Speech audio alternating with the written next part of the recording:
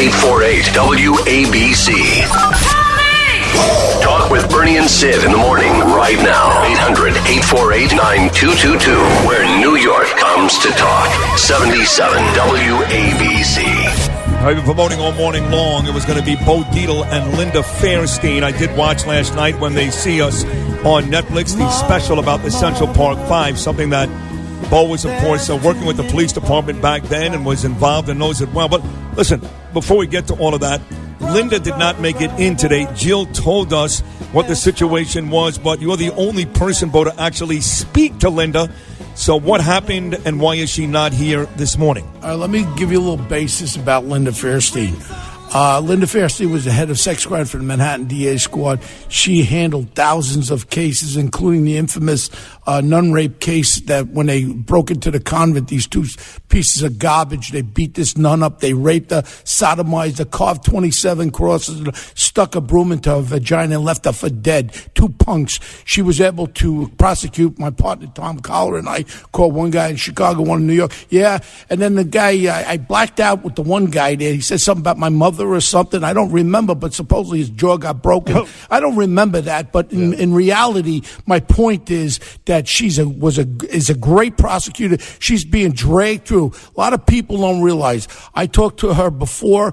I mean, Linda Fairstein right now is a woman right near a nervous breakdown. She's under police guard, death threats against her. She was advised by her lawyers, do not do any media and all that. This woman is living for doing the right thing, for being a prosecutor now. All of a sudden, when you look at the 2020 piece that they had, I got a little information about that one.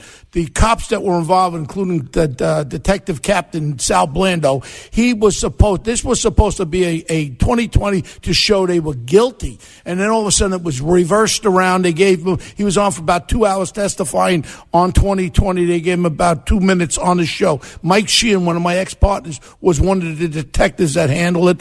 And what had happened was they took it and they reversed it. And everyone here doesn't understand something about this. Okay, I wasn't on the job then. I was retired. It was 1989. Okay. In reality, during that time, you didn't even want to step into Central Park. They had what they call wilding. They had these groups of kids, little children. That's what they wanted to portray them on the Netflix things, like little kiddies. That's how they did portray them. Well, you want to know something? There was a guy that was hit by them with a lead pipe in his head. People were robbed on their bicycles. The testimony with their parents, there one guy, wise, he said, I was just holding her down. There was another one that testified I was playing with her breast. My point is right now, I challenge the Manhattan DA's office right now, Cy Vance, to clear this up once and for all. You have a thing called touch DNA. They didn't have it back then. Right now, if there's any evidence left in this case, I'd like to see them bring that up and see if we got evidence of touch DNA on any of that evidence with that jogger. Fact of the matter is, they weren't little boys there picking flowers and looking for squirrels in Central Park. They were out there wilding. Now all of a sudden they get $8 million, and now they portray this, destroy a woman like this who gave her whole career to protect people and destroy her. And the way they throw little innuendos in there with the Netflix thing. Oh, yes. They put words into her mouth. What was the remark that was made, Bernie? One of the remarks was, you go up into the projects and arrest every little thug you can find, or something like that. They put they portray the DA. Now, these are hit shots. Everybody's jumping on board. You know, I love to watch CBS This Morning with Gayle King. Everybody just attacks, pile on, like these were innocent little children that were in the park and were grabbed by the cops and confessions were beat at it. That's bullcrap. They were robbing people. Why don't you tell the guy who got hit with a lead pipe that nothing really happened then? They were robbing. They knocked people off bikes. And their testimony where they put themselves on the scene. Then this Reyes guy, obviously he came and left his DNA possibly with him or after the fact. My point is right now, they were not innocent five there in Central Park. And I challenge the DA's office. Why don't you clear it up from now, for once and for all? We got touch DNA now. Let's look over the evidence. Let's see if any of these young boys that had nothing to do, if any of their DNA pops up on that evidence, what would that hurt? What would that hurt to look at the evidence? Look into it. The one you mentioned, Corey Wise. There's one incontrovertible fact that when he was at the scene, he told the cops that the unknown guy, that turned out to be Matthias Reyes, that he stole the woman's cell phone. At that point, nobody had known about a cell phone. Right. She was in a coma for 11 days. They didn't find out about a cell phone until after she came out of the coma. From Wise's girlfriend. He said that he was only holding her down. Walkman, not a cell phone. Walkman. Right. Was only holding her down. He didn't do anything. He testified. His girlfriend testified to the fact he told her he was just holding her down. He didn't rape her. Yeah. My point is this. These were no little innocent kids. Now they're heroes. $8 million each. They want more money. And what's the real destruction here is the destruction of Linda Fairstein, a DA. There was no reason in the world to grab people who had nothing to do with that. And the only thing is also Wise had a fight with the other one. Yusuf, the Spanish guy. Oh, Santana. Oh, No, that's Santana. The Spanish guy that was in jail with him. Matthias Reyes. Yeah. Yeah. And they had a fight. My problem is, before I came on right now, I have a friend who's one of the detectives that were involved in that case. And he said, very, very simple, Bo. Reyes was either with him, came prior or after the fact, and that was the fact. But they were there. They were involved with her. Their bodies were next to her. And I challenged the DA's office. Why don't you clear it up, Cy Vance? Because you got a DA. Then all of a sudden that other DA, what was her name there that went after Linda Fairstein? Federer? No, there was Elizabeth another name Federer? of a DA there.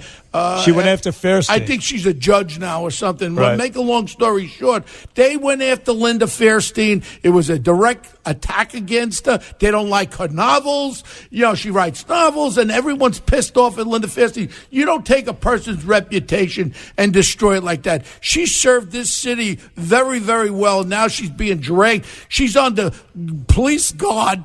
She's death threats against her. This is a woman that gave her whole life to prosecuting people that were that were prosecuting people that effectively were involved in sex crimes against people. I'm just so upset about it because I thought she was going to be here. Yeah, no, we did. And honestly, I apologize to the listening audience, but you got to understand something. This woman, if she doesn't have a nervous breakdown, maybe that would be people would be happy if she had. Well, I got to ask you this, though. A lot of people that are in our business, we've all received death threats. I've received a ton.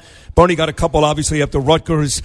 People, especially in her position, that happens all the time. Yeah. So my question to you is, does she not realize that? Is there something here that you think is maybe more serious than the usual, quote-unquote, death threats people in our position may get? Well, you got to remember now, if you're watching the Netflix series on TV, all of a sudden they portray these as little altar boys that did nothing wrong. They were railroaded on the case. Yeah. You have people that watch that and they believe every aspect of that series. That was one. Then the 2020 thing was on, and then that other commie there, Ken Burns. Ken Burns, when he did his act, right? My point is, right now, you have people that are sitting there saying, and I would say the same, I'm 2% black. And I would say if I'm sitting watching this TV thing, how did those scumbag cops railroad these poor children into this? That's horrible. And there could be an anger that's percolating there. Sure. And people getting angry.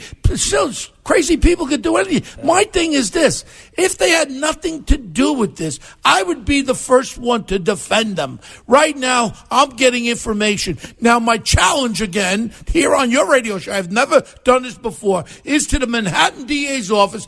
Look at the evidence that was gathered upon that woman being raped and beaten at that time, the jogger. She was in the hospital, remember, about a month and a half. Yep. She was beaten viciously.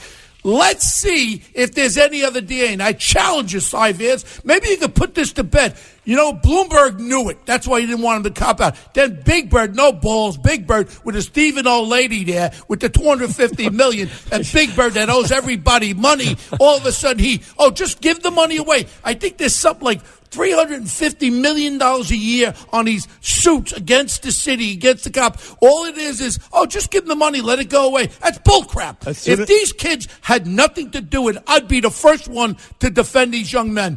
If they had nothing to do with it, show me the evidence, show me that there's no DNA touch, because they didn't have touch DNA then, Bernie. Now they do. We just broke that big case in Kentucky, triple murder. Yeah. I challenged the Manhattan DA's office to look over that evidence, show the reality of life, show that the right will be wronged or the wrong will be right. Or either exonerate or right. or and I'd be the first one to his apologize predecessor. to those kids if they don't have their DNA. Right. Okay? Fair enough. Very good. We happen to agree with. I shouldn't say that. I agree with you. I think those kids were guilty. I was nauseous watching that movie on Netflix last night. From the very beginning, when they show one of these little kids sitting with his dad at a kitchen table talking about the Knicks, like that never really happened. Anyway, One Tough Podcast, great every single week. Who's on this week? Well, this week we're going to have, we tried to get Charlie Gasparino on, but Fox wouldn't let him come on there. Is that right? Really? Because you guys are competitors to Fox. We're going to have a surprise guest. Last week we had Avery's going to be on. Sean Avery. Sean Avery's on the podcast. It opened up yesterday. Sean Avery was great. We're going to have a little surprise guest, but the reality is going to be, we thought we were going to have Linda on it. Right. And, she's been told by her lawyers she can't. And I apologize to your listening audience, to everybody out there. I tried to get her in here. I begged her to come in here, and she just said, Bo, please understand. And I do understand. Yeah. And you know what? Again, the challenge from your show, and make the news. Let's look at the evidence. Let's see if there's any DNA, because we didn't have in 1989 what we have today. Exactly. Come on, Si. All you got to do is check. If you don't have their evidence there, I will apologize to each and every one of them. I like it. Bo throws down the gauntlet to Cy Vance on the Bernie and Sid Show. Thank you very much, Bo Dietl. Excellent job, Bo. On WABC Radio. We're coming right back. Bernie and Sid in the morning, 77 WABC.